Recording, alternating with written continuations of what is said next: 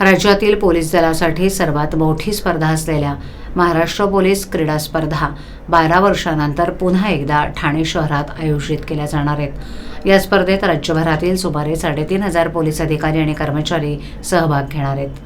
Hockey, football, धावणं, जलतरण, boxing यासारख्या 18 स्पर्धा ठाण्यात भरवल्या जाणार आहेत। 22 फेब्रुवारी ते 1 मार्च या कालावधीत स्पर्धा होणार असून या स्पर्धेचं उद्घाटन 27 फेब्रुवारीला मुख्यमंत्री देवेंद्र फडणवीस किंवा उपमुख्यमंत्री एकनाथ शिंदे यांच्या हस्ते होण्याची शक्यता आहे।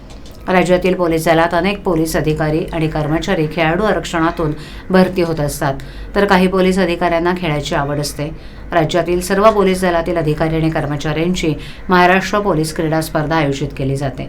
या स्पर्धांमध्ये हजारो पोलीस कर्मचारी त्यांच्या पोलीस दलाचं प्रतिनिधित्व करत असतात। यावर्षी ठाणे शहरातील साकेत मैदानात या क्रीडा स्पर्धेचं आयोजन करण्यात आले। ही स्पर्धा 22 फेब्रुवारी ते 1 मार्च या कालावधीत होणार आहे। यापूर्वी ही स्पर्धा 2013 मध्ये ठाण्यात आयोजित करण्यात आली होती।